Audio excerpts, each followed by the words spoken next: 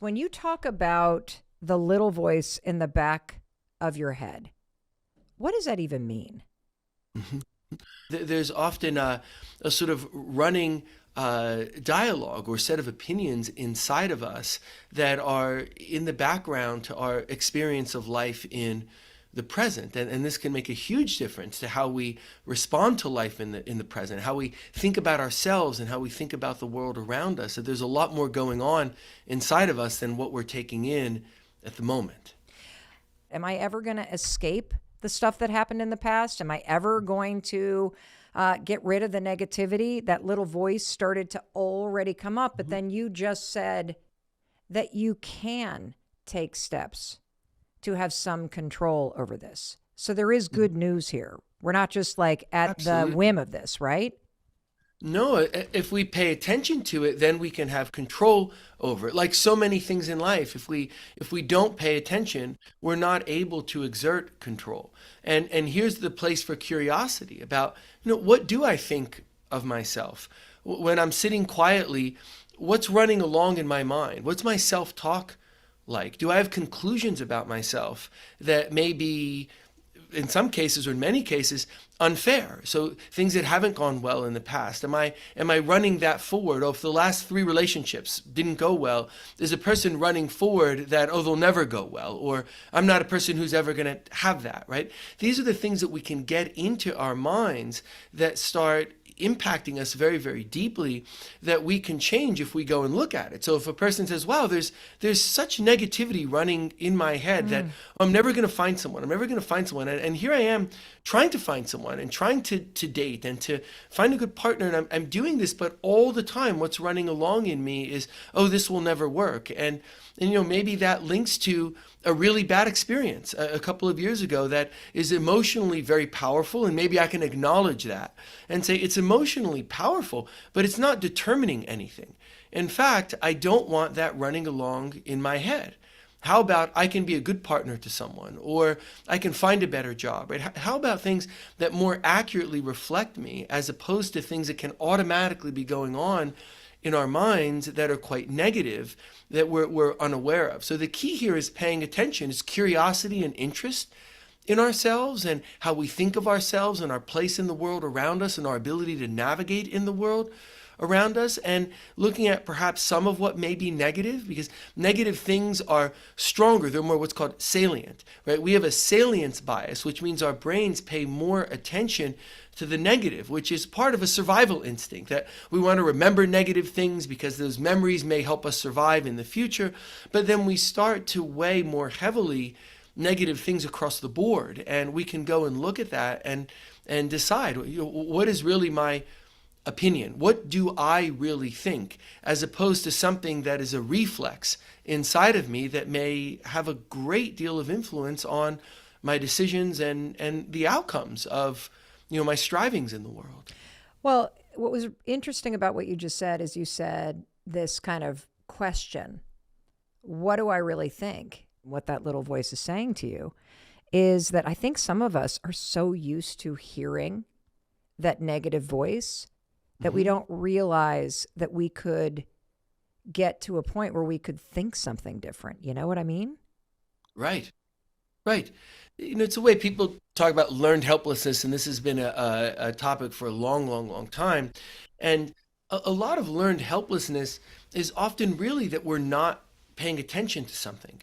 The number of times that in the role of a therapist, right, I've been talking to someone, or even in my own therapy, I've been on the other side of it, where either I'm inquisitive about the person, or in this case, my own therapist would be inquisitive about me and what's going on inside of me, and asking questions, and then realizing, oh, like I have this conception that is going over and over again in my head, and I'm not even aware of it. I've never actually put words to it, right? It's going on inside of my mind. That's very, very different than putting words to that. So after a number of traumas, which I write about to some degree in the book, I started to have a feeling that I'm just cursed, and things won't really go well, or if they go well in one way, they won't go well in another, right? That somehow there is like a force watching over me and making sure that things don't all go well. And that if something goes well, then negative things will happen too, because I started to have a very, very different view of myself and how I was able to or not able to, or I was at the mercy of maybe the world around me. Because when some negative things happen, especially in sequence, or even just one big thing, or sometimes a bunch of small things that we might not even be aware of, it can change how we feel inside. And then this stream of negativity was making me, for example, my mood was lower. I felt much less hopeful. I felt more beleaguered. There was more anger and frustration in me. And by putting words to that and then challenging that, do I really think that's true? Do I think that people are cursed? If I don't think that anyone else is, I don't think anyone else is cursed, right? But I am. And You're so the one maybe now I person. should go revisit that. Right? And this is the curiosity. If we start thinking about ourselves, we can change, really, we can change everything, because we can have so much greater control over what's going on inside of us, and it can match up with what we really and truly believe, instead of running along inside of us in a negative way, and we haven't even put words to it or decided if we actually believe it or not. The stories in your book were so helpful, because it allows, or at least it allowed me to see myself in your experience and then extrapolate similar things. Could you explain, for example, just one story and how it relates to what that little voice in your head started to say in terms of, like, I'm cursed. Bad things are always going to happen to me. It works out for everybody else, but not me. Mm-hmm, mm-hmm. I think one of the most powerful stories, at least in the way that it impacted me, was the person I wrote about, a person who had what is called called Cotard's syndrome. It's the feeling that one has already died when one is still alive. So this isn't a metaphor. They're going through, they go to the grocery store, they do all sorts of things in a normal way, but they believe that they are dead, that they have perished, but their body is still moving along in the world around them. And it's quite rare, but it's certainly not unheard of. And the gentleman that I took care of was sure that he was dead. And he thought it was funny that I would put the stethoscope up and listen to the heart of a dead man, or that I would come and spend time with him, and that it was just the same as if he were in the morgue, but that part of it hadn't happened yet. And when you look at the history of a person like that, this was a person who was very affable. He had a good sense of humor, and it was kind of fun to be around, but he had been around no people for so long. He had lived in loneliness and isolation without any real human connection. And the dialogue in his mind had gone from, say, bad to worse to almost unimaginable, to, well, I'll be okay even though I don't have anyone in my life. I don't have any friends. I don't have a partner, but I'll find one, to I won't find one, to that's not for you, to you don't get to have any people in your life. And this was running along over and over for many, many years of loneliness and isolation, that got to the point of feeling so little human connection that the man was sure that he'd actually died already. Wow. So it's a strong, strong example, but it shows where the dialogue that we're having with ourselves, or what we're telling ourselves, can do to us over time. So if it can make us believe that we're dead, what impact can it have on a person who says, I'll never get a better job, I'll never find a partner, I'll never have a better relationship with my kids? If we can make ourselves believe that we're dead from the distress that's going on, we can do almost anything to ourselves that limits our horizons, limits our health and our happiness.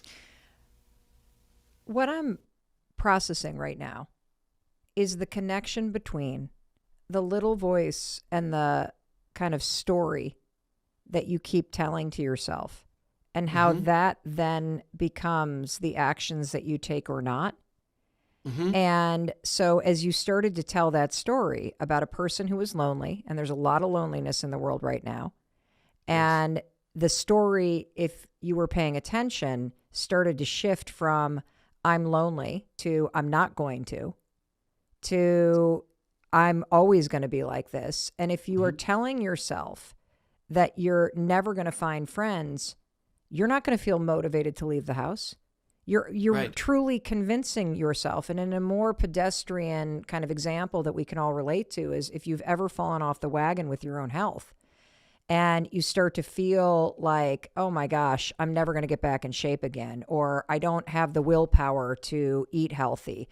All of that little voice Mhm. is instrumental in you not taking the actions that would change that situation. Is that why this is so imperative that we pay attention to? One of the reasons? Yes, yes.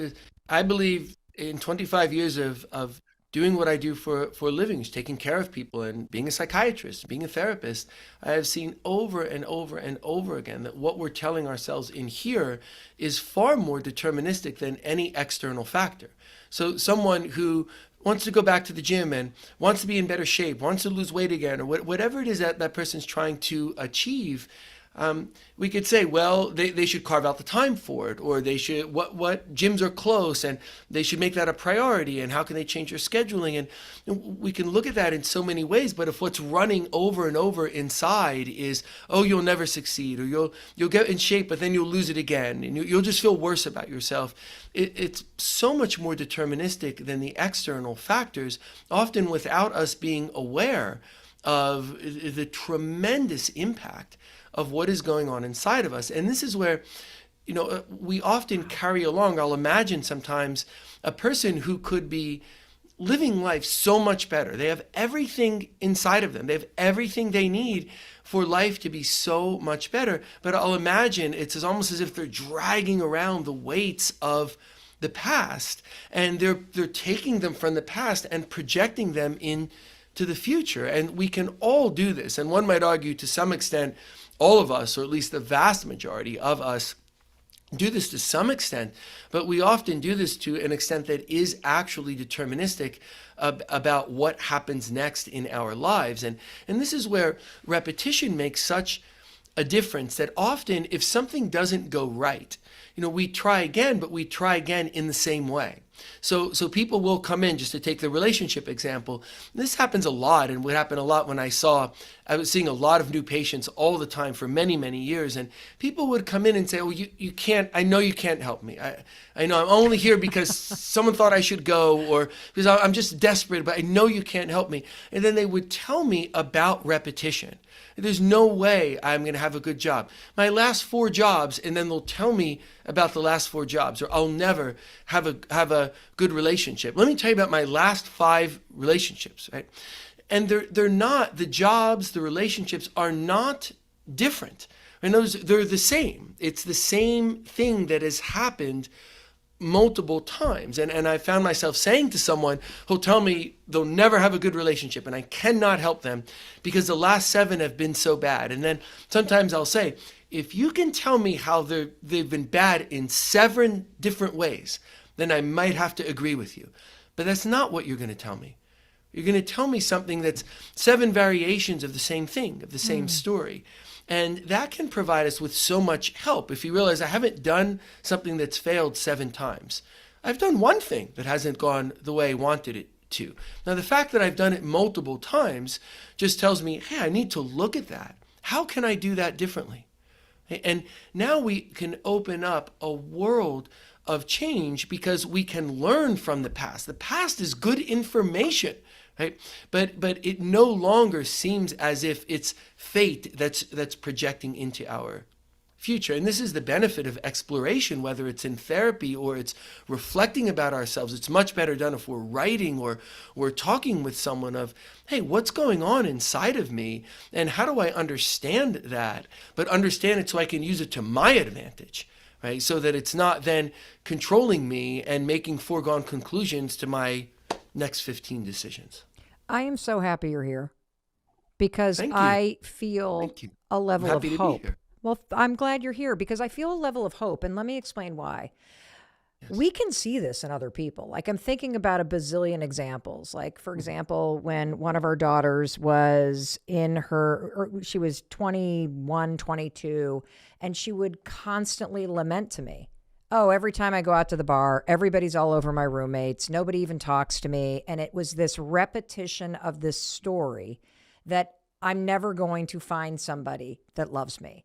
I'm not good enough. I'm not pretty enough. I'm not thin enough. And it just over and over and over again. And, as I would hear her as her mother, and I would look at her objectively and go, what are you talking about? Like, this is complete fiction.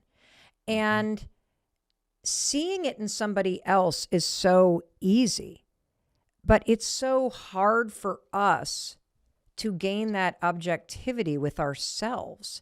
And so maybe a place to start in terms of the person listening is, could you share some of the most common things that you have heard in terms of that little voice rising up in someone's head that somebody just repeats to you, but they might not even hear themselves saying it?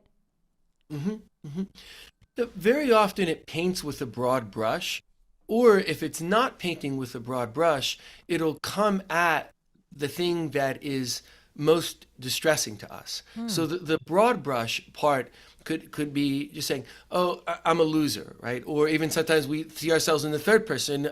You're a loser. You'll never make it, right? You're just not good enough. Or no one's going to want me. Or no one's going to want you. We're talking to ourselves, and it's painting with a very, very broad brush that is really kind of striking to the core, right? I mean, it's hard to argue with something like that because it's so pervasive, right? So instead of arguing with it, the idea is to recognize it and reject it, right? How do you So do the that? broad brush is so important to realize because it will impact absolutely everything, right?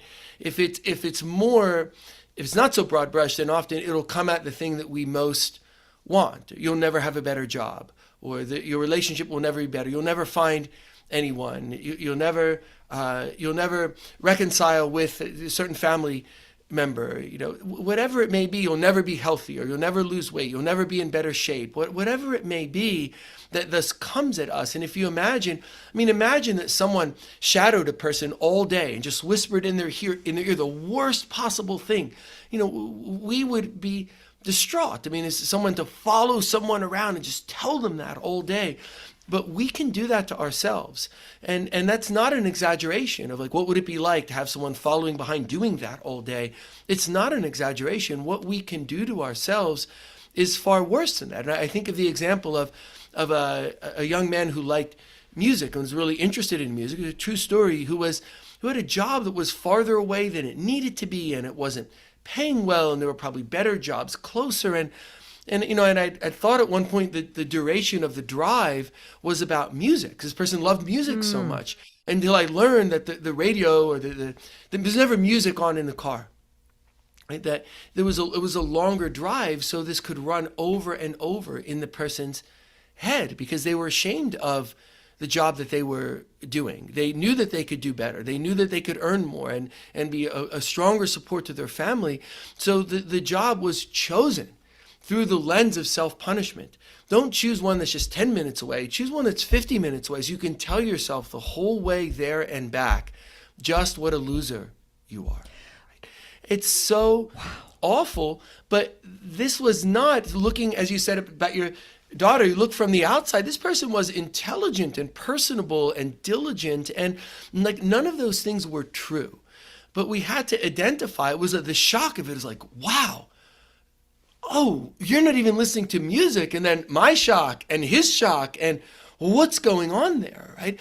And that is a person whose life is vastly different now. And that person has a fantastic job, and this is really true compared to what they were doing then. They sought more education as they knew that they could do, but couldn't quite step up to that plate, came through it well.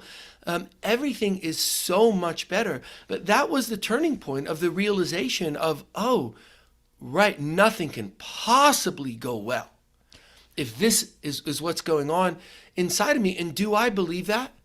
is that really true? Where did that come from? Right? A lot of it came from prior trauma. This is someone who suffered abuse when they were younger. So this was going on in this person's mind since that period of time. And we had to go back to the roots of it, of what it felt like to be abused and to feel like he couldn't tell anyone and no one would help, and felt so bad about himself and responsible for it, even though of course he was not. And the genesis of it all was then, and going through and exploring some of that, including the shame, because traumatic events generate shame in us, that there was absolutely shame to feel. But the shame was to feel on the part of the people who were hurting him, not him, right? And to be able to, right, like, this is not my shame. I reject this, and it doesn't determine who I am or where I can go. Now his life starts changing, and that is a true story, and it's not a rare one either. Like, this happens when we can reflect on, get a handle on, wait, what is going on inside of me? And it starts with curiosity. When you were talking about going back, I kept thinking to myself, we weren't born trashing ourselves. Like, I think a lot about Right. like a baby, that's learning to walk and they fall over and over and over again Right. and keep getting up and keep getting up. And if we put in an adult in that situation, I'd have Right. about 3 falls and be like, I think I'll just lay here on the floor. Like, my voice would kick in.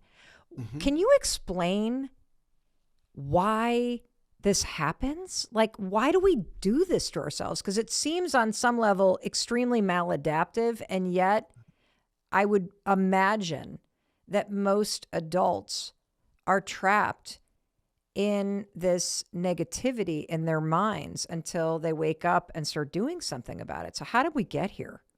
Mm-hmm. Mm-hmm. I think that's a great question, and it allows me to highlight what I think is an extremely important point, which is that I do not believe that we mean ourselves harm. Right? It is not true that, there's a part of our brains that can't stand us, right? That's against us, and that we're split inside. There's a part of us that wants to take care of ourselves and a part of us that does not. This is not true of people. Right? I believe with all my heart and mind, 25 years of doing this and studying the psychology and the neuroscience behind it, that this is not how we are built to be. And we don't know for sure, but likely what is happening is the hijacking of survival mechanisms. So if you think about this salience bias towards the negative, that this links back to survival. The example I often give is, imagine, say, in a hunter-gatherer society, a person is hungry and a person forages and, say, finds a new berry, right? And tries some of it. And let's just say that it tastes good and it's nourishing and you feel better afterwards. Like, it's good to remember that, right? Maybe a person remembers, goes and looks for it the next day, shows other people. It's good to remember that. But if you try that new berry and you get very, very sick, right, then you better remember that. Right? Same thing with interpersonal interactions, right? If something goes well with a person, then okay, maybe that's a person one can collaborate with, and we want to note that inside. But if something goes very poorly, right, someone is threatening or violent, right, we better remember that. So we have these survival mechanisms inside of us that highlight the negative, so to speak, in the service of our survival. But they can get utilized to highlight things that are negative but are not true about us, which is why trauma in childhood and child abuse is so tremendously impactful, and it can be addressed, it can be treated, but the most powerful negative lessons are sent to us in childhood, because if we learn those lessons, we don't test them again. So someone who learns, I'm not good enough, no one will love me, I can't control what happens to me. Imagine a child in a household where sometimes a parent or parents are in a good place. Let's say they're not using drugs, they're not using alcohol, they're not incredibly stressed out. And then if the child does something good, the child gets rewarded or gets a positive word, and if something negative happens, the parents remonstrate. Okay, that's okay. But when things aren't going well, it doesn't matter then what the child does. So the child does something good, brings home something good from school, and may get yelled at or insulted or hit, and then the child learns, I can't control any of this. Right? And then the child ultimately takes in, I am bad, or I am Yes. not good enough. These are lessons that we can get in adulthood, and they can be very impactful, but they are so powerful when we learn them in childhood and we don't go back and look at that. Right? The one thing the computers have on our brains are far more powerful than any computer. But the one thing the computers have on our brains is that they'll reboot and they'll say, oh, is there new information? Is there new software? Let's integrate this, let's integrate that. But we don't do this. We don't say, hey, here I am, a competent adult, and I've been able to support myself, and I've been able to live a decent life and to get myself by and be an upstanding person in the world. And maybe I can do better for myself. Maybe that lesson that I learned that said I am not good enough and I will never have whatever, maybe that's wrong. Right? We don't automatically do that. I mean, it's not that we never do it, but on balance, it stays with us as a given. Right? And here's where I talk about my math minor, that learning math was so helpful because you get these problems and they have givens. Right? X is 3. Right? Now, if you can't solve the problem, maybe you want to go back. Right? I learned if I can't solve the problem, oh, no, X was 5. I wrote down 3. That's why I can't solve the problem. But in general, we don't do that. We don't automatically go back and look at the givens, but we can do that if we learn, oh, they're really important. What did I learn about myself in childhood? Did I learn negative things that I'm carrying forward to the future? It's just one example, but these are examples that can change our lives. I have two things I'd love to dig into listening to you explain all that. And the first one is this observation that I have that, it's just absolutely mesmerizing how complex and intelligent and incredible the human design is. Mm-hmm. And it's always struck me as just so sad that part of our design when we were little is that when something happens that is traumatic or dysregulates your nervous system or sends you into a state of an alarm as a kid, that our default isn't, wow, these adults are kind of screwed up. It's, there's something wrong with me. And that we aim it back at ourselves. Children are trying to understand, right? Especially at the stage of life where there's so many connections forming and the child is growing and learning about the world around them, that the child is trying to understand, but without the benefit of abstract thought and of life experience. So if you or I enters a room of new people, and let's just say there's 5 or 6 new people, and they're treating us poorly, right? Or there seems to be a randomness to emotion, right? Then we can look at that through the lens of abstract thought of like, whoa, I just came in and didn't say or do anything, and why are people being so negative, or why are they all over the map with their emotions? Like, we can attribute outside of us because we have the ability to do that. There's a brain function involved in abstract thought that's a complicated one, and there's life experience too to understand how people can act like this, right? Yeah. We combine our life experience and our capacity for abstract thought. But in children, they're trying to make sense of things without those capabilities. So then the idea is it must be me, because there's not the thought, oh, people can have issues of their own that can impact how they're responding. So in one sense, they're responding to me, but they're not really responding to me. They're responding to what's inside of their head. So if I say, Mom or Dad, can I have something to drink? And the person says, just go in the other room, or just yells at me, that's, I didn't really do anything wrong. That person, my mom or my dad, was in a bad place, right?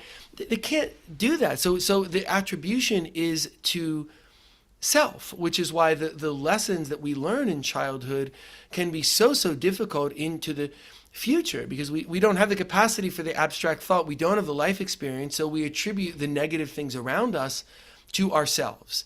And this is where there was an English physician named Winnicott who wrote about the idea of raising children is so that the child can feel good enough. Right? And this wasn't an idea of limp over the line. That's not what good enough meant. Good enough means solidly good enough, that I'm good enough to face what there is for me to face. If that's something negative, I can get myself through negative things. And also, I can get myself to better places. Right? I can find better for myself. If I get knocked down, I can get back up again. Right? These are the lessons that we want. And if we can get through childhood, and we can, if we didn't get through childhood, so feeling good enough, and there's aspects of not good enough we carry along in all of us, then we can go back and look at that, and we can change that later in life. But that would be the ultimate idea, that when we're raising children, they come through childhood feeling, look, I'm good enough, right? I can bring myself to bear regarding whatever it is in front of me to face or to strive for. And of course, every single parent listening, including myself, just leaned into this microphone to go, Dr. Conti, how the hell do we do that?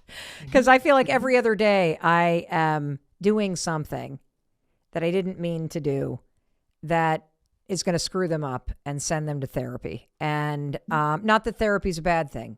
Love therapy. Kids love therapy. But it just seems like a minefield to navigate.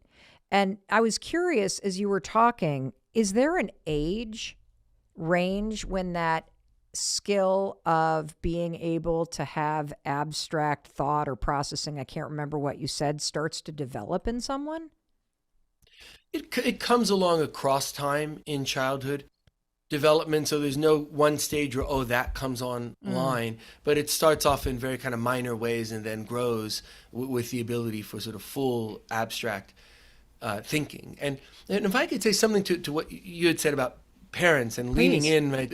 Because we want to be the best parents that we can be, is the first step there starts with ourselves. And that's often what people don't want to look at. They want to look at, oh, how can I talk to my child differently? Instead of really zooming out to start with and say, look, am I taking care of myself? Because if I'm too stressed, if I'm tired, if I'm hungry, if I'm just stretched thin, then we don't have the time and attention to nurture those around us. So it really starts with our self-care and whether we can bring our best selves to our parenting, and then the choice of how we're interacting with the child, and also to be honest. If we make a mistake, to say it, right? Or if we say something that we wish we hadn't, or we snapped a little bit. Again, I'm not talking about bad parenting here. Like, these are things good parents do, right? To acknowledge that, right? To say, I'm sorry, I was tired, and I'm trying to get more rest so I can be that can be the best parent I can be, and I'm sorry that I snapped. It's good for us to know that we're human, right? To acknowledge that humanness and what it requires of us in order to be the best people we can in the world around us, and then also to think about our communication choices and how honest we're being, as opposed to feeling ashamed that we snapped at our kid and then we look the other way instead of acknowledging it and saying, I'm sorry, if that makes sense. It makes perfect sense. And it also applies to every relationship you have. Yes. Your friendships, your romantic partnerships, your family, all of it. Because if you can't regulate your own emotions, or you're not aware of how your subconscious mind and this repetition that you're talking about of this story you keep telling yourself at yourself, if you're not aware of that and what's trying to come to the surface, you're going to bring all that into every single interaction you have with any other human being. And so you're right. It does start with you. Your sense of feeling like the effort is worth it begins and ends with how encouraging, supportive, and kind you are to yourself. You have to become aware of it, and you have to realize that sometimes, like, the way you talk to yourself, like, believe it or not, it does impact us. And whether we want to admit it or not, I think sometimes people, when they're feeling so down about themselves, they have a hard time admitting that something in their life is going wrong, because they're already feeling so low that the idea of even having something bring them even down lower, like, scares the hell out of them, right? Yeah. So let's break this apart. Let's role play here. Okay. So let's say you are, what was the sport that you played as a kid? I tried to play all sports. I wasn't very good, but I would say the sport that I was the most consistent with was basketball. Okay. So little Doug is on the basketball court, and there's a foul, and Doug is the person that is selected to shoot the free throw. And little Doug steps up to the free throw line. And then all of a sudden they call a timeout. and you come running back to the huddle, what would be the most empowering and encouraging and motivating thing that your coach or teammates could do or say in order to help you perform and feel your best when you step onto that line? Like, I believe in you and you're going to make it. I believe in you and you're going to make it. You got this. And then they send you back into that game with a high five, right? How would that make you feel, little 9-year-old Doug? I'd feel pretty confident. Right. Now, how would little 9-year-old Doug feel if when you came back to that huddle and you're about to go do this free throw, that your teammates are like, oh, him? He's a piece of shit. He screws everything up. Are you kidding me? What? What? Oh my God. Well, he shouldn't be the one that does. How would that make little Doug feel? It would probably obviously make me feel like I'm not going to make the shot, so why even bother? Correct. What you say to yourself matters. Right. And we understand that from a common sense perspective.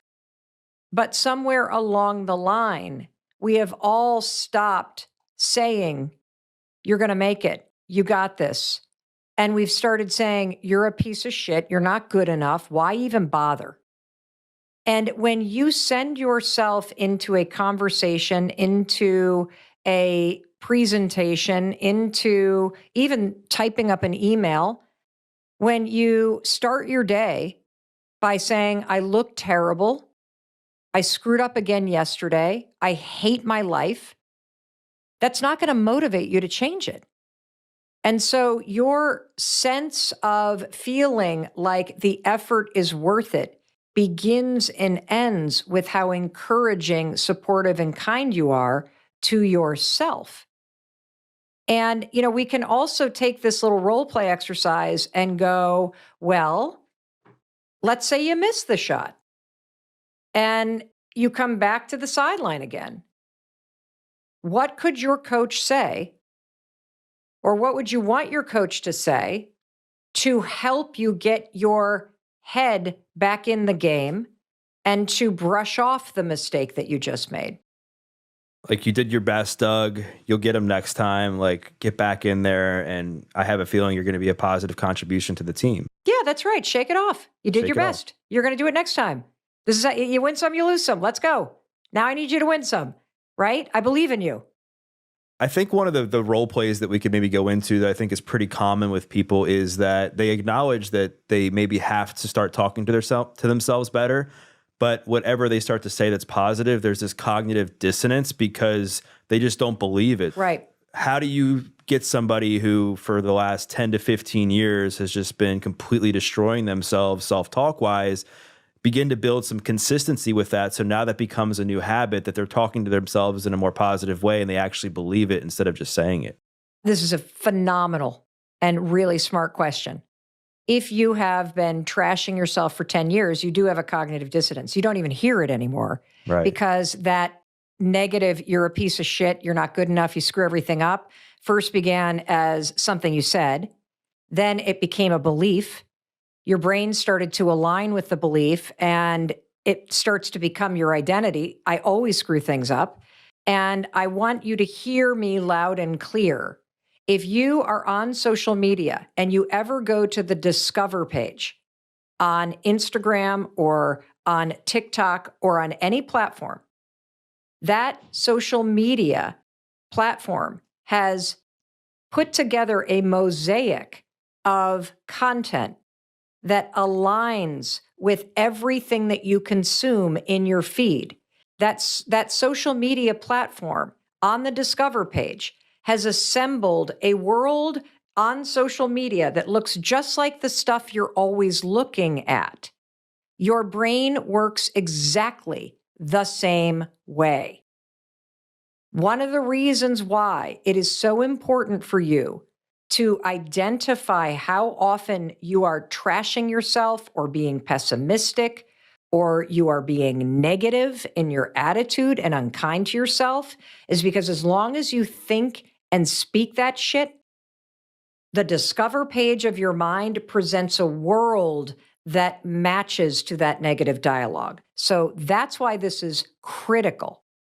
The second thing that you need to do, because you're unconscious to it, right, is there are two things that are going to work, because just trying to speak kindly often doesn't work because you have so trained your mind that you think you're not good enough, that saying, I'm good enough doesn't work because your brain literally looks at you and like, who are you talking to? Like, because I can't be you.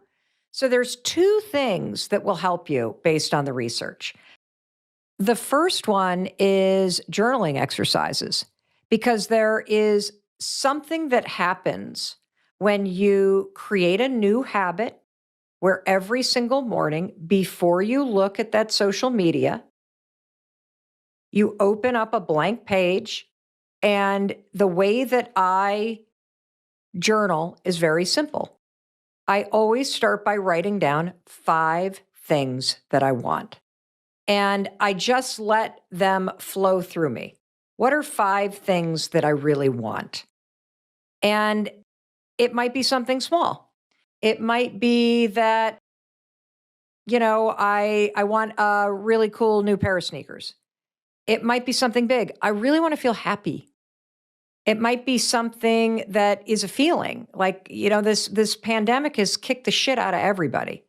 I am not immune from the feeling of burnout or the feeling of languishing, the feeling of disconnection even from self that we can all feel when you're isolated for this long and you're remote for this long and you're stressed out for this long. And so allowing yourself to write down 5 things that you want. I want to feel like myself again.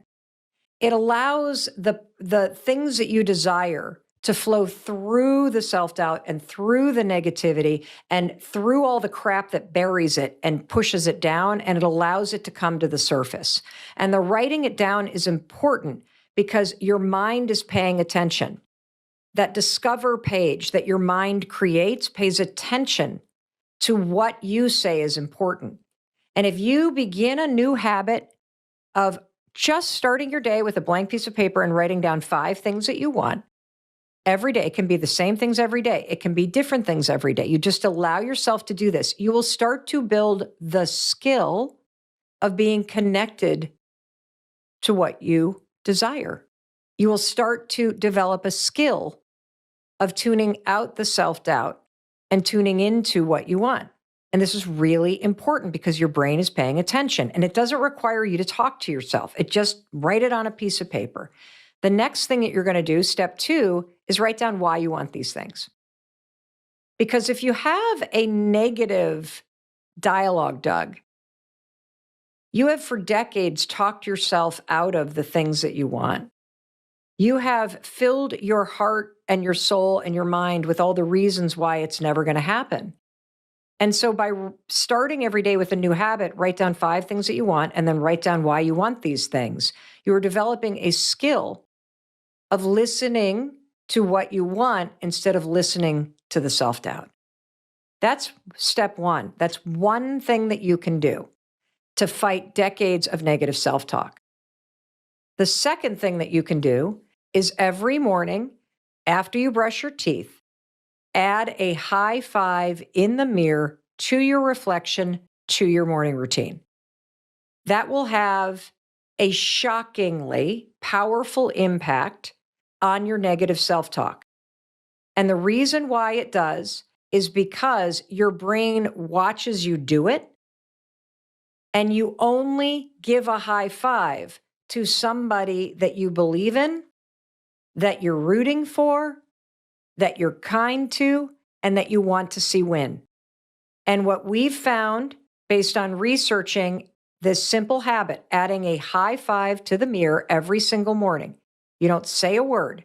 As stupid as it sounds, just high 5 the mirror. What we have found after researching this for 18 months and having 153,000 people from 91 countries do this for 5 days is that it has a profound effect on how you speak to and how you see yourself. because it is an action that demonstrates to your brain that you care about yourself and you support yourself.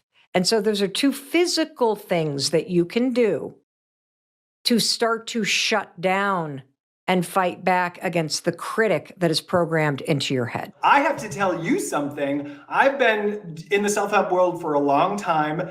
I gotta say, your book triggered me in the beginning, and it gave me all of the feels and ways that I was not expecting. Do you mind if I reveal to you what I sort of discovered from this process? Yes. So are you saying that you started to read The High Five Habit and you got triggered?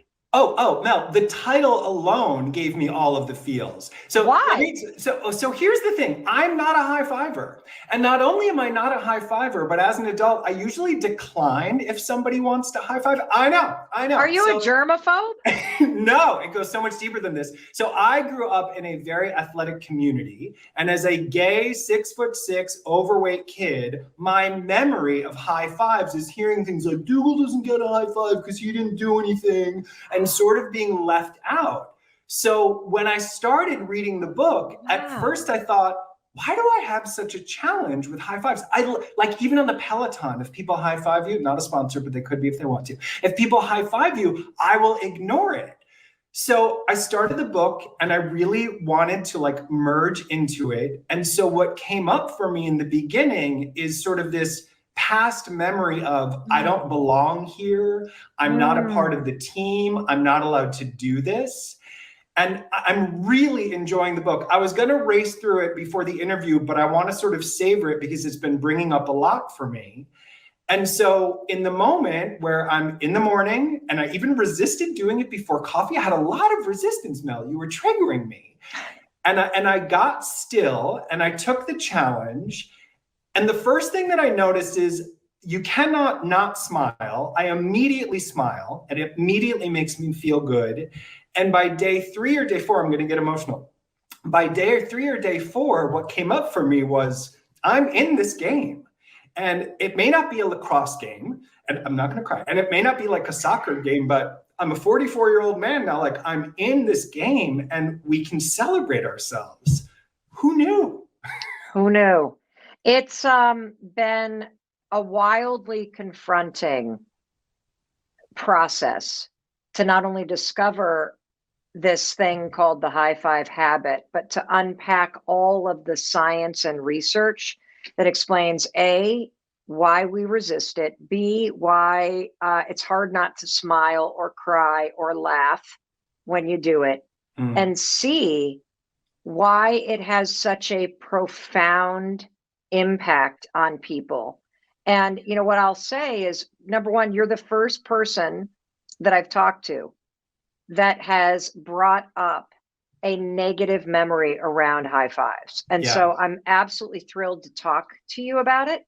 And given that you have this negative association with a high five based on your lived experience, and you still push through the resistance, and you also were able to feel the impact of it, proves even further to me why this is such a profound habit. And the reason why is because it works from the inside out. Yes.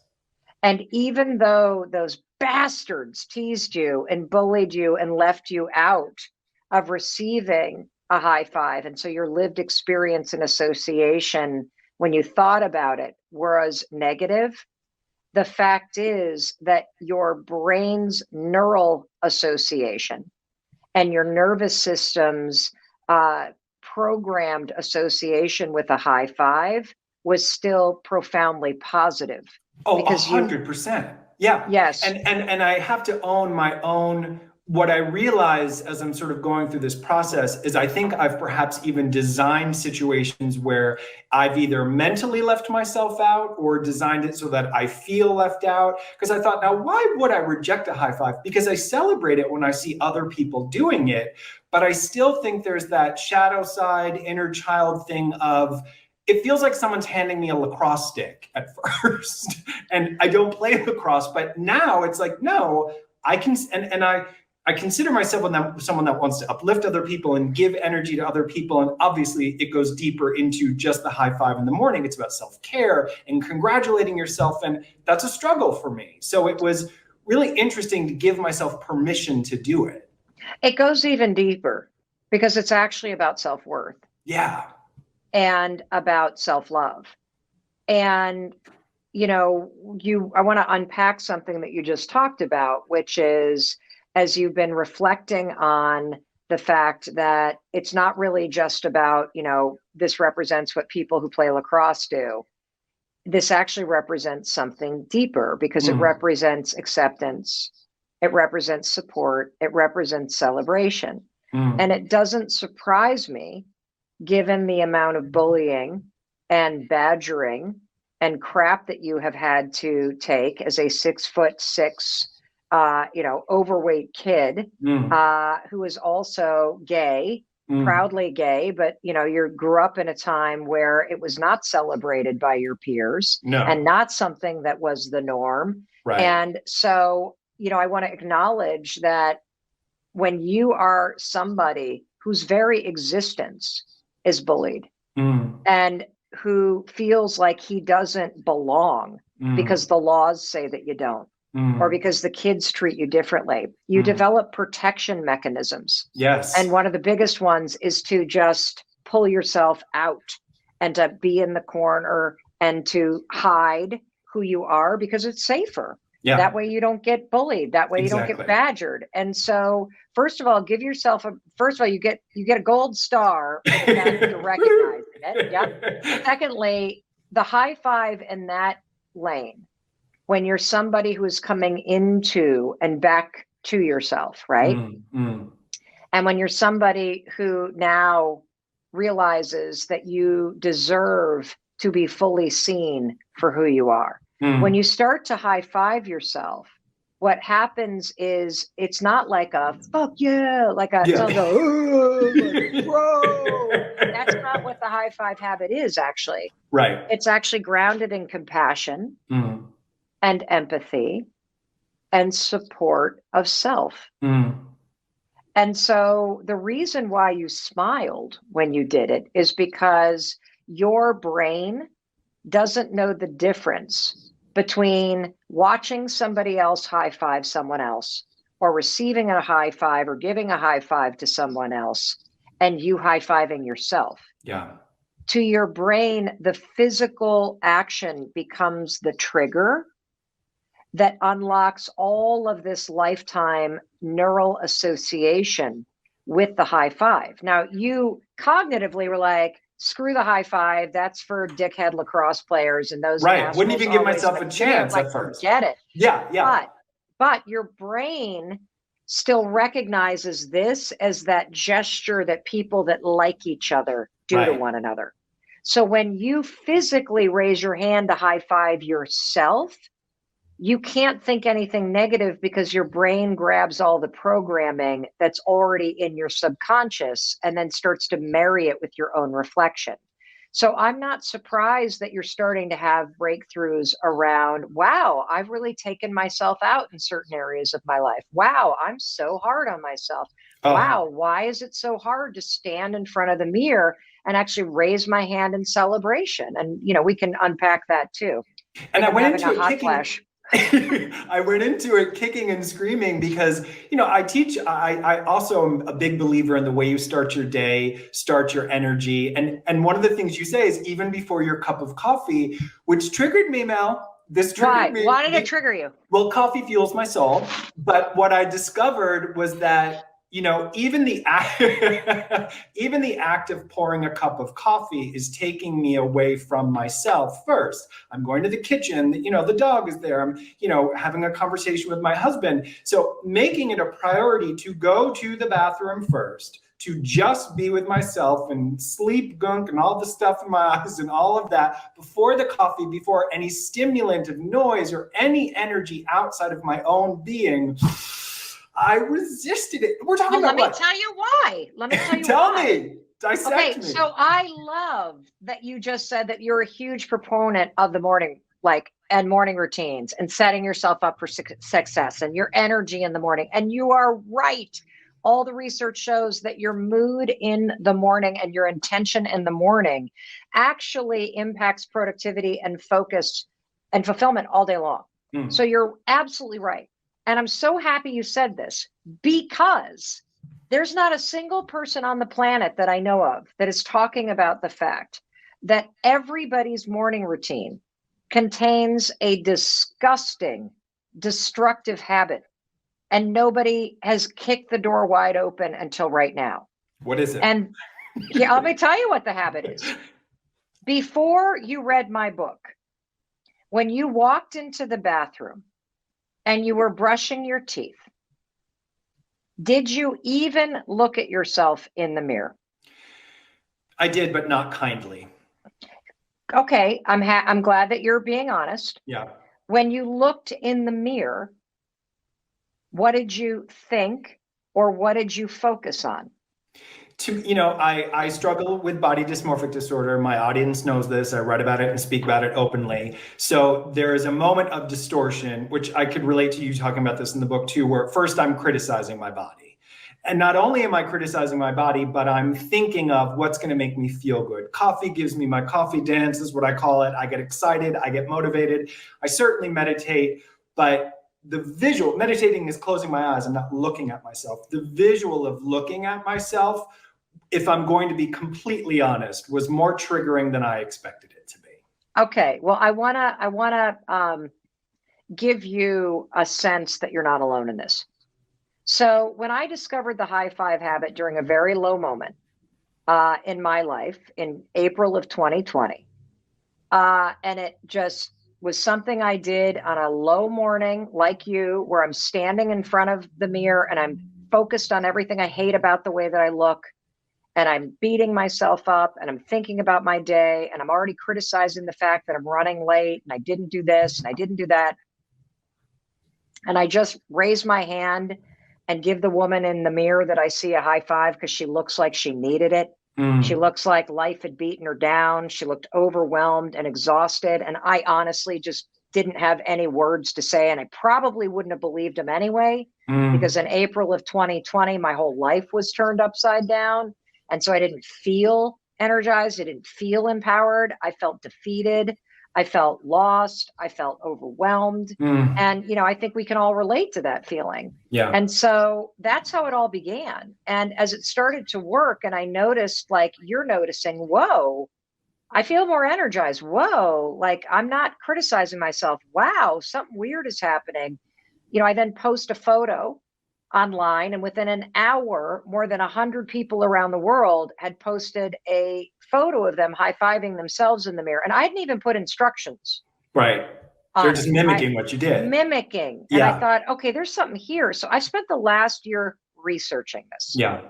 I love when you nerd out. Tell us the nerdy part of why it works. I love this stuff. Well, let me first tell you that you're not alone in the mirror. So the disgusting habit that every single human being, like, I don't care who you are, where you live, what your education is, how much money you have, everybody has this habit. It is a habit of self-rejection. 50% of people cannot even look at themselves in the mirror. That's men and women. 50%, because they are disgusted by what they see, or they are sad about where they're at.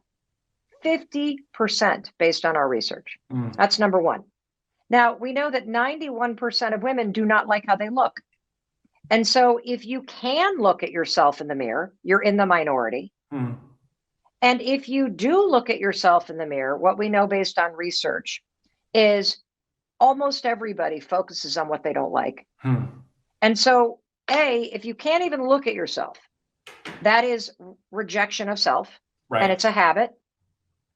And if you look in the mirror and you see all the things that you hate or need to fix, that is also a habit of self-rejection. And everybody has it. And nobody's talking about it. And what the high five habit actually does at its deepest level is it teaches you, using simple science, to break the habit of self-rejection and to replace it with a habit of self-acceptance, self-validation, and when you repeat this over time, a habit of self-love and self-worth. And so here's why this feels weird. The reason why high-fiving yourself in the mirror feels weird is that you are breaking that habit of self-rejection. And whenever you are practicing any new habit, it always feels weird. That's how you know it's working. Right. If I lost my right hand today in a car accident and I had to write with my left hand, it would feel weird. Right. And it feels weird, not necessarily because it's new. It feels weird because the habit is now requiring me to plow new connections in my brain that aren't there right now. If your brain is currently wired to reject yourself, to go, ugh, when you see yourself in the mirror, it's going to feel weird to look at yourself for a second and then practice an action that says acceptance, belief, and love. That's why it feels weird. And so the reason why you resist it too is because there's this other habit that we have of judgment. Yeah. And in the bathroom every morning, I want you to consider you're actually not standing before your reflection. I want you to consider that you are in the bathroom with another person. That's a human being in the mirror. And that human being is trying very hard. And they are beaten down by your constant criticism and your hatred and your critiquing and you're focusing on what's going wrong. And they need you to wake up and they need you to start to see them and to cheer for them and to support them. They need that from you. This is where the words that were floating through my mind is you are in this game. And if I may say, as it was building, not only am I in this game, but I'm sort of killing it. Like, not gonna lie, like I love my life. Things are going well. And why would I continue these old tapes? And what's interesting to me as a spiritual teacher, I'm also a teacher as well. I know. That I love when you talk about your struggle because I have a real issue with toxic positivity. And a lot of times in spiritual communities, I might say to colleagues or friends, I've been a little anxious lately. And I feel like everyone like repels back and it's like, oh no, we can't have a negative thought right now. And, I'm a human being. Yes, I connect with people. Yes, I love to get motivated, but it's been a hard year and a half. There's been a lot of energy on the planet. And I think sometimes when I'm in the stillness of my own being, those quiet moments early in the morning, looking in the mirror, I save some of that negativity and maybe it festers a little bit versus sort of talking about it through the day. And so I love when you talk about your struggle, you're very, very honest about your relationship with that anxiety and stuff like that. And it's really refreshing and so necessary right now. Well, I actually think the reason why you're negative is because it's just a habit. Yeah. I really think that you, like most of us, at some point, we go from these perfect, whole, complete beings that come into this world hardwired for celebration and self-love, confidence, and resilience. You never see a baby take a step back from a mirror and go, God, my thighs are fat. It doesn't happen. Right. And at some point, whether it's because of abuse and trauma and criticism in your home, or what happens to absolutely everyone is when you enter school and the driving survival mechanism is to fit in somehow. Yes.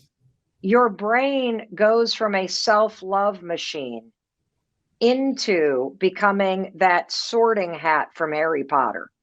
Where if you've ever, we can all remember back to that moment in elementary school where you've got your tray in the cafeteria and you're looking around for where you want to sit and your heart is pulling you towards the group that you want to go to.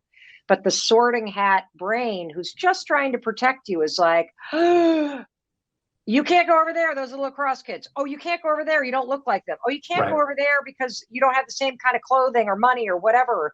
And your brain is just trying to keep you safe. Right. But you start the habit of rejection of self from a very young age. And it's just become a pattern. That's all that it is. Like, you're not broken if you criticize yourself. Right, You have right. a pattern that is broken. This is a simple trick backed by science that I'm going to teach you today as I read and freestyle from the High Five Habit about how you can interrupt negative thoughts and flip into a positive mindset. And why would you want to do that? Well, the reason why you want to do that is because your thoughts lead you in a particular direction. And if you start to allow your mind to dwell on negative outcomes, if you start to obsess that things are not going to work out, if you allow yourself to continue to think negative thoughts, you're not only priming your mind to default to negative, but you will literally, through your thoughts, trigger negative actions. You know, if you think about it, you've had experiences in your life, right, where you've really trashed yourself. You've hated on yourself. And when you continually think that you hate yourself, or you continually tell yourself that you're screwing up, you tend to do things that you hate, don't you? But when you're in a positive mindset, when you're in an optimistic mindset, when you interrupt those negative thoughts and you start to say, well, maybe it is going to work out, or, you know, I got to just keep on going. Your thoughts literally can trigger positive action too. And so that's what we're going to talk about today as we read the High Five Habit. Welcome to the live stream. Also, we are going to take your questions. So for those of you that want to read along, page 59, we're going to read 4 pages of the book today, finish chapter 4, and I'm also going to teach you the one trick all confident people use to stay positive. Here we go. So to understand the profound power of accepting and encouraging yourself, which is a way to have a positive mindset, to have a mindset that defaults on being encouraging.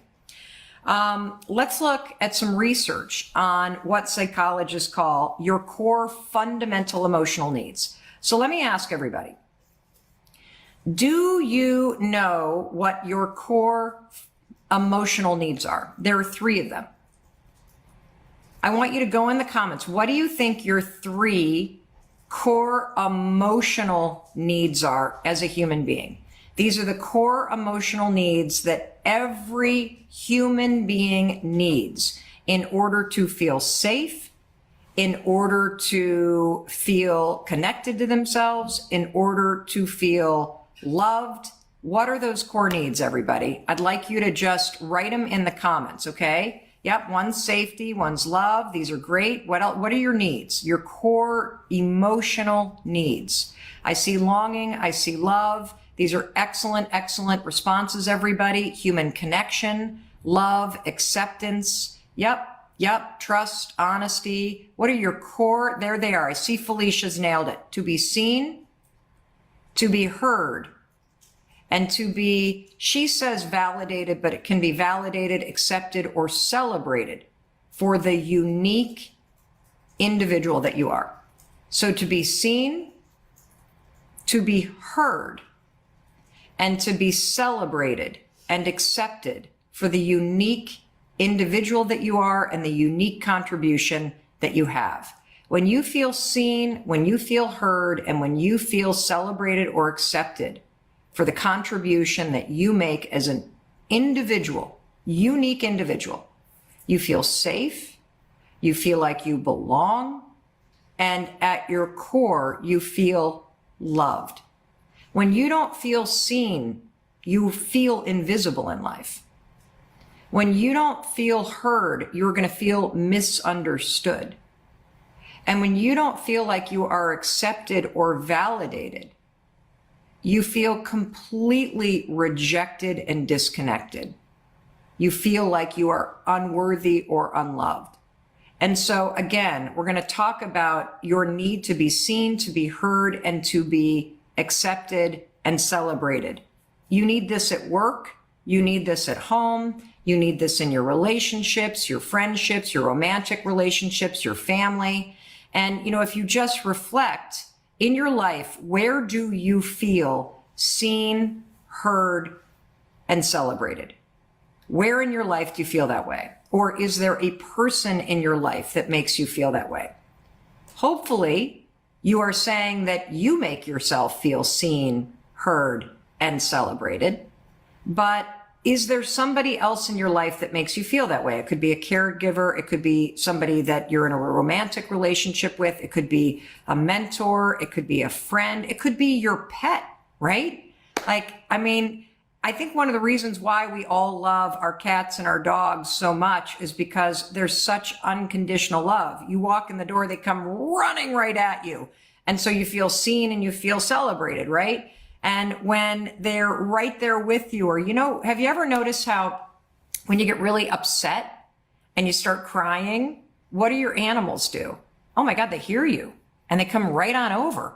And those responses that are so innate when it comes to your pets, everybody, they're fulfilling your emotional needs. That's why you feel so safe and connected and loved by your pets, because you feel seen by them, you feel heard by them, and you feel celebrated and loved by them.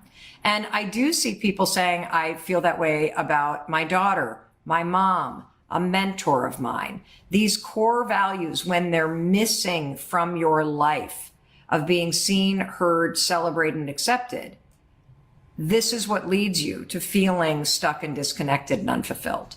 And the good news is, when you realize that these core fundamental needs truly dictate how you feel and experience your life, now you've got the access point to be able to change how you're experiencing your life by focusing on your core fundamental needs and making sure that they are met. All right. You need these 3 fundamental emotional needs in order to thrive. They talk about this in Psychology 101. It's called Maslow's hierarchy of needs. And here's the background. You have basic needs that are fundamental to your fulfillment, your happiness, and your survival. You need water, food, oxygen, shelter, and sleep, right? Because if you don't have water or food or oxygen or shelter, or you get enough sleep, guess what? You die. That's how fundamental these core needs are. You also know that you need friendship, or else you're going to feel lonely. And research shows that people die from loneliness too. It's a huge killer. You may also know that you have a fundamental need to grow, because if you're not growing and learning as a person, you start to feel stuck in your life. But what you may not know is that you do have these core fundamental emotional needs to be seen, to be heard, to be loved for the unique individual that you are. And when these emotional needs are not met, it's not only a form of neglect, but you will feel unloved, invisible, and unfulfilled. And see, I believe that's how we all got so critical of ourselves in the first place. And it's why we're twisting ourselves in knots ever since. That at some point in your childhood, those core fundamental needs stop being fulfilled. You started feeling invisible. You started feeling disconnected. You started feeling like you didn't belong. And as we talked about in yesterday's video, this is all covered in chapter 4 of the High Five Habit, that you then turned that feeling against yourself, and you started to go, well, there must be something wrong with me. There must be something wrong with me. No, there's nothing wrong with you. It was that your 3 fundamental emotional needs were not being fulfilled by the adults around you. That's all that was wrong. So you can change this, by the way, for yourself, because what's missing, if you're not fulfilled in life, is a deeper connection to yourself. Because you've probably been so busy running from one thing to the next that you can't even grasp right now how big of a shift it's going to create when you start each morning by simply seeing, hearing, and honoring yourself. And one of the reasons why I love all the research around adding a simple high five in the mirror to your morning routine is that it fulfills your deepest emotional needs as a human being. This one action of just high-fiving yourself in the mirror, add it to your morning routine. How many of you have added a high five to your morning routine and you're stunned by how much it's changing the way that you see yourself, the way that you treat yourself? Because as you've learned, these 3 emotional needs were probably never met during your childhood, and you haven't been given the tools until right now to be thinking about this and to start fulfilling these emotional needs as an adult. And, the reason why you feel invisible at work, or you feel outside of your friend group, or you feel disconnected in your relationships as an adult, not to mention the relationship you have with yourself, is because there's something missing. And what's missing is a deeper sense that you actually matter. What's missing is the sense that you are being seen and heard and appreciated. This is critical. It's so critical. If you were to wake up and you had a feeling of being connected to yourself, and you felt seen in your life, and you felt appreciated in your life, and you felt heard in your life, that would absolutely change how you go through life. That's why this is such powerful stuff, as simple as it is. And I love seeing so many of you writing in the comments about how you are adding in the high five, and how it's changing your life, and how you're starting to take your emotional needs seriously, and you're starting to make it a priority to fulfill them, and how it's changing everything. Now look, don't bother arguing with me because I did the math. I think sometimes in life you forget just how miraculous you are. You get so beaten down by the day to day, and you're so sort of beaten up by what you've survived in your past, that you've lost sight of how extraordinary you are. And so I'm going to remind you of how extraordinary you are. And I brought some math to prove it. So I just want you to wrap your brain around this really cool fact. The odds of you being born are 1 in a million. We're just going to start there, okay? We're going to do some simple math and we're going to build. The odds of you being born are for sure 1 in a million, because your mom carries over 1 million eggs in her body during her lifetime. Isn't that wild? You're 1 in a million. But guess what? That's not even close to the mathematical phenomenon that you are. 1 in a million doesn't even touch the surface of how extraordinarily unique and amazing you are. Because based on recent research, scientists have also figured out that the egg that formed you was really choosy. And that egg could determine which of your father's 250 million sperm cells it wanted to connect with. That's right. This was not a race with the sperm. The egg was very, very choosy. And if that egg that created you chose any other sperm, guess what? You wouldn't be watching this live stream. Your sibling would, because you never would have been born. So just wrap your mind around those odds. 1 in a million plus 1 in 250 million? What are the odds of that? Well, the experts crunched the numbers on that, and the odds of you being the result and being born and being here with me right now, 1 in 400 trillion. 1 in 400 trillion. Now, guess what? I'm not even done yet. 1 in 400 trillion doesn't even scratch the surface in terms of what a miracle you are. Are you ready?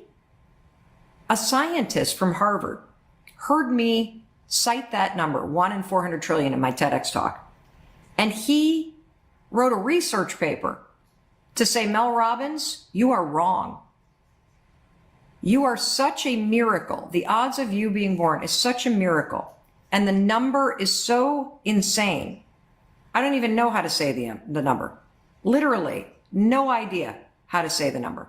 It's like 1 times 10,000 with that little sort of factor at the top with another million. Like, it's bananas. I can't even explain to you what a miracle that you are. And all of this math, it proves something really important. And that is that someone as unique and special as you deserves to be seen and heard. Feeling like you matter, that somebody cares about you, that you are worth celebrating, it is one of your most important and fundamental needs. And I'm here to tell you that because the math proves that you are a walking miracle, there will never be another you. There never has been another you. There will never be another you that will ever walk this earth. You are the one and only, which means you have something extraordinarily unique to give to the world. And feeling celebrated and feeling seen and feeling heard, it is so tied into your existence because of how unique you are. That's why you long to be recognized as an individual. That's why you long to be celebrated as an individual. This need, it's so important and foundational to you and the fact that your birth and existence is a miracle, that it's as important to your well-being to be seen and heard and appreciated as food and water. The difference between a good day and a bad day, you know what it comes down to typically, is just being acknowledged by somebody. And you know who's the best person to acknowledge and validate you? You are. And that brings me back to that moment every single morning when you come face to face with yourself in the mirror.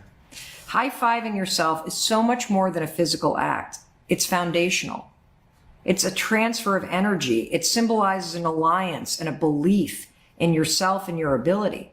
You aren't congratulating yourself. You're celebrating yourself as you are. And you just heard the math. Your existence is what makes you worthy of a high five. Your presence, your hopes, your dreams, your capacity to love, your ability to heal, to change, to grow, your heart, your soul. That's what makes you worthy of being seen and heard and appreciated. Not once in a while, but every single day. That's what you deserve. That's what you need. And the miracle of your existence is why you need it.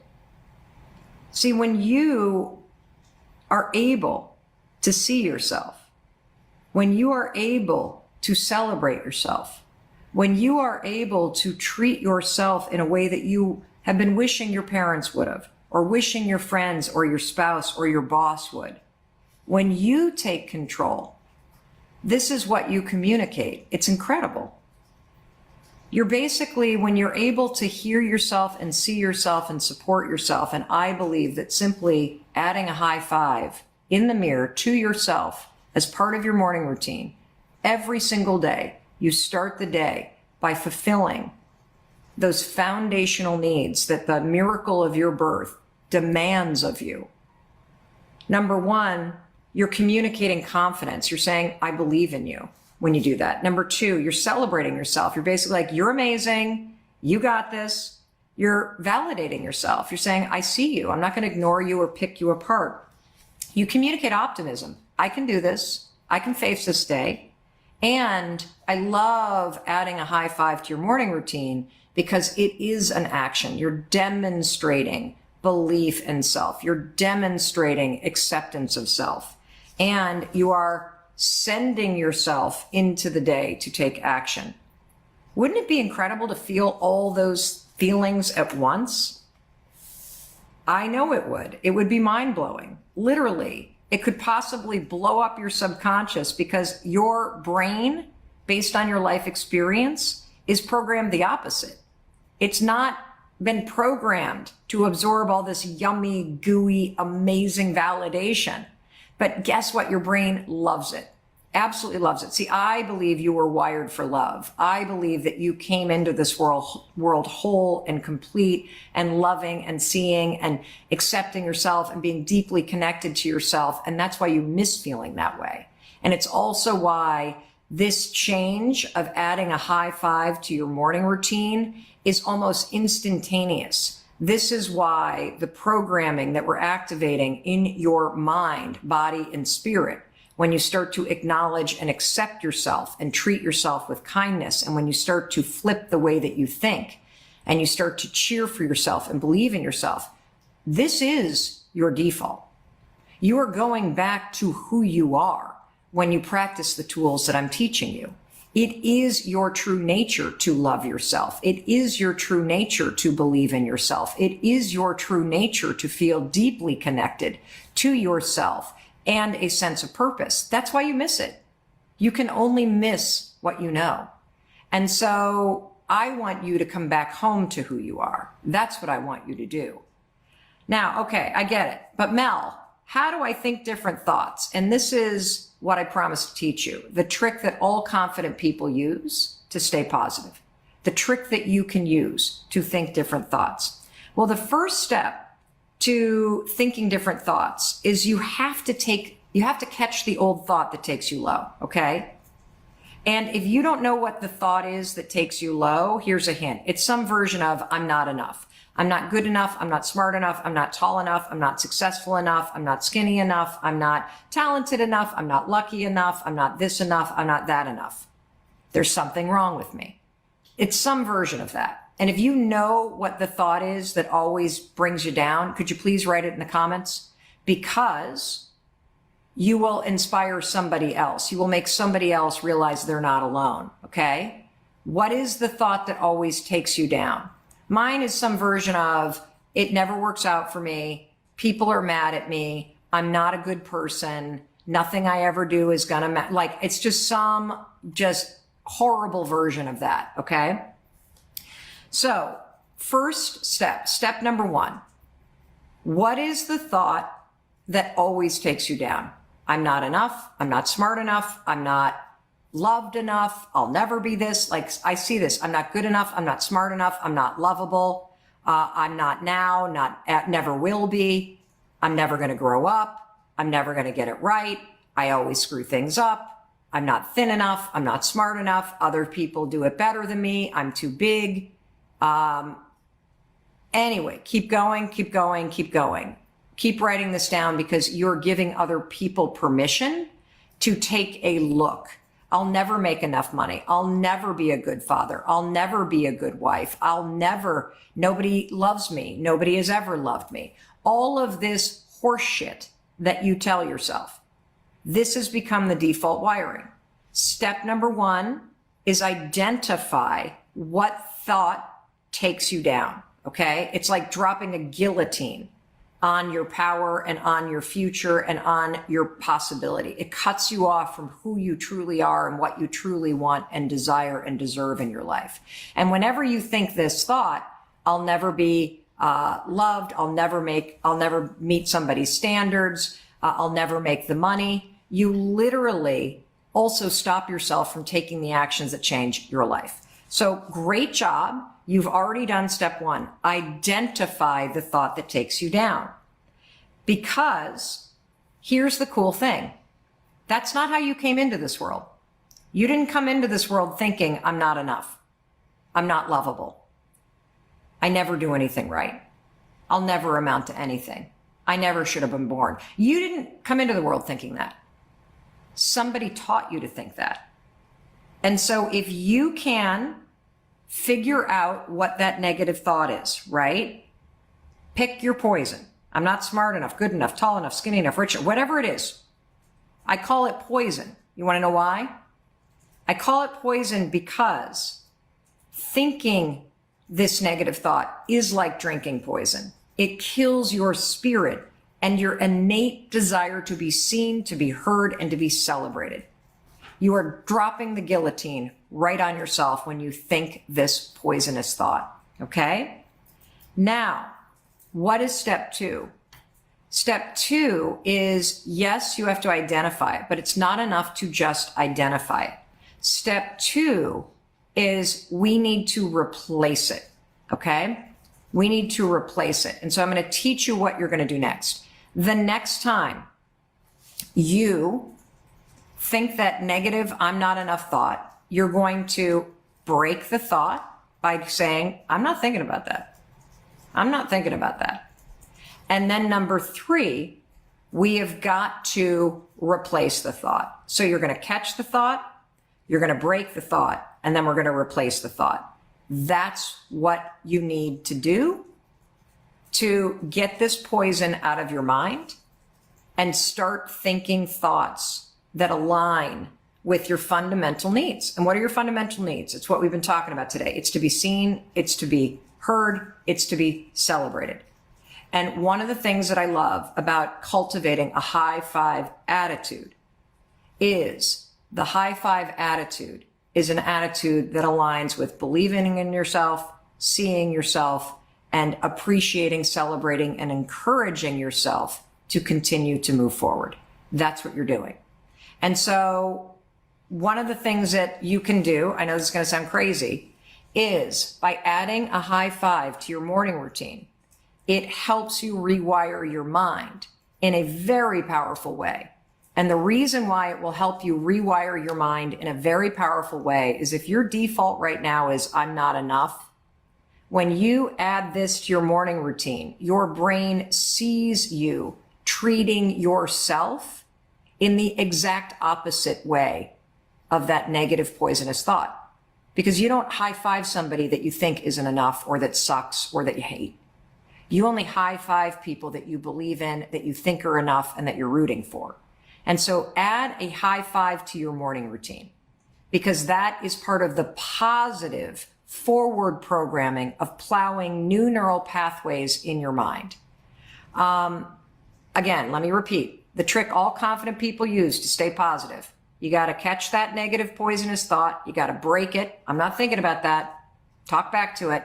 And then you must replace it. You have to learn how to replace it and program a positive mind, because your brain's circuitry is designed to just repeat the patterns that are there. So simply identifying and trying to break the pattern won't work. We got to replace it and program new neural pathways in. This is why all of you who are high-fiving yourself, whether you're taking the High Five Challenge, go to highfivechallenge.com. It's a free 5-day program that I lead you through. You can do it with 150,000 other people from 90 different countries, or whether you've read the book or watched our videos or listened to these live streams. For those of you that are adding the high five to your morning routine, what are you noticing about the way it's changing your mind? What are you noticing about how those negative poisonous thoughts are starting to be replaced by more positive programming? That's what this book is about, everybody. Write it in the comments. Now what I'm going to do is I'm going to jump to some questions. That is the end of chapter 4. Oh, wait, I've got one more paragraph and then I'll do it to questions. The reason why you want to catch the thought, break the thought, replace the thought is because we want to teach you how to let validation, confidence, celebration, optimism, and action, a high five attitude. We want to teach you how to make that the new default. That whenever you feel yourself going mentally low because of poisonous thoughts, that the thought alone, those poisonous thoughts, they paralyze your ability to move forward. So whenever you think that thought, I want you to learn how to catch it. Because whenever you have that poisonous thought, you don't want to high five anybody, right? You don't want to high five yourself. You don't want to do anything. You don't feel like doing anything. It kills your inspiration and motivation. So we want to catch it. We want to break that thought and we want to replace it.